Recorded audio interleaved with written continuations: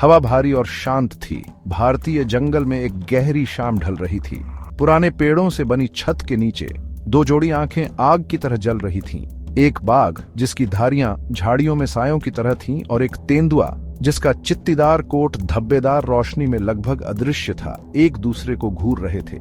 उनकी सांसें तेज और उथली एकमात्र आवाज थी जो सन्नाटे को तोड़ने की हिम्मत कर रही थी। यह उनका अखाड़ा था, कांटों और लताओं का एक कोलोसियम। आज रात केवल एक ही जिंदा बचेगा। बाघ बड़ा और भारी, ताकत से भरा हुआ था। उसके मांसपेशियां अनगिनत शिकार से तराशी हुई एक विनाशकारी हमले का वादा करती थीं। लेकिन तेंदुआ चालाक और फुर्तीला अपनी गति का फायदा उठा सकता था। वह सायों से वार कर सकता था, घातक सटीकता के साथ। उनकी आंखें इच्छा शक्ति की एक मूक लड़ाई में बंद उनकी उम्मीदों और डर को दर्शाती थी। बाघ जीत चाहता था, अपने क्षेत्र पर निर्विवाद शासन। तेंदुआ सम्मान चाहता था, जंगल के राजा के खिलाफ अपनी योग्यता साबित करने का मौका। एक दहाड़ के साथ जिसने धरती को हिला दिया, बाघ उछल पड़ा। नारंगी और काले रंग का एक धुंधला सा उसने खुद को तेंदुए पर झपट्टा मारा, जबड़े खुले हुए। तेंदुआ हमले का अंदाजा लगाते हुए समय रहते मुड़ गया। बाघ के पंजे हवा में फट गए, उनके निशाने से छूट गए। बाघ की भूरी आंखों में निराशा उमड़ रही थी। उसने अपने प्रतिद्वंद्वी की चपलता को कम करके आंका था। तेंदुआ दिल तेज धड़क रहा था, जानता था कि यह सिर्फ शुरुआत थी। वह पहले वार से बच गया था, लेकिन लड़ाई अभी खत्म नहीं हुई थी। पीछा शुरू हो गया था। बाघ एक अथक बल घने अंडरग्रोथ के माध्यम से तेंदुए का पीछा करता रहा। पेड़ बाधाएं बन गए, उनकी जड़ें धुंधलके में खतरनाक जाल बन गई। तेंदुआ फुर्तीला और तेज अपने फायदे के लिए इलाके का इस्तेमाल करता था।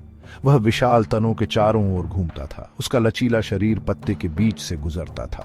हर करीबी कॉल ने बाघ के क्रोध को हवा दी, हर करीबी चूक ने तेंदुए के दृढ़ संकल्प को हवा दी। तेंदुए को एक मौका दिखा।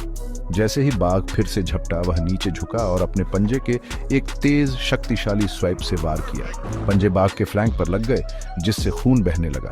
दर्द की एक दहाड़ जंगल में गूंज उठी, खामोश पेड़ों से टकराई। बाघ लड़खड़ा गया, अप्रत्याशित पलटवार से कुछ पल के लिए स्तब्ध रह गया। यह एक छोटी सी जीत थी, लेकिन तेंदुए के लिए यह आशा की एक किरण थी। राहत अल्पकालिक थी।